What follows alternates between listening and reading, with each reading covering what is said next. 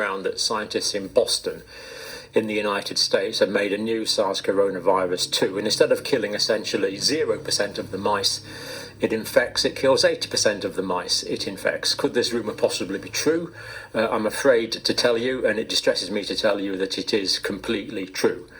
I find this unbelievable, outrageous arrogance, but we'll take a look at it and unpick it, and we will be looking at the scientific paper, of course.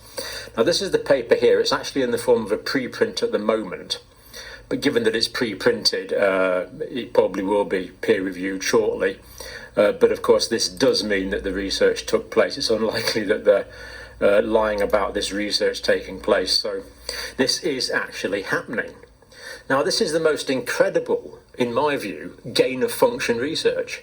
We've gone from killing none of the mice to killing 80% of the mice. Now, okay, it might not be that bad if it escapes into people. It might only kill 40% of the people that infects, or 4% of the people it infects. We don't know. But playing with this sort of virus, to me, is just unbelievable. So let's have a look at it, and you make your own mind up. Don't let me prejudice you too much. Now, this is enhanced potential pandemic pathogen research. So they're looking at these research. It's the SARS coronavirus 2. So what they've essentially done here is, we all know about the SARS coronavirus 2 here. And it's got these spike proteins on it, hasn't it, like that? I think we know this well now. So what they've done actually here is they've taken one of the original Wuhan type viruses, which is a different type of virus.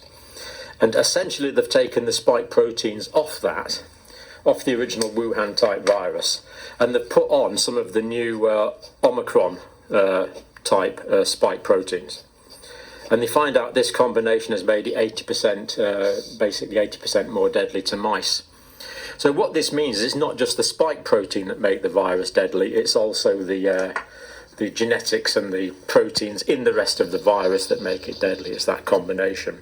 So that's quite an interesting scientific finding, not too surprising. But basically what they've done is they've mixed up two viruses and come up with this new one that has a massively higher function. This is surely gain-of-function research that we've been so worried about. Now, what do other people think about it? Professor Shapira, lead scientist, Israeli government. This should be totally forbidden. It's playing with fire. I agree 100%.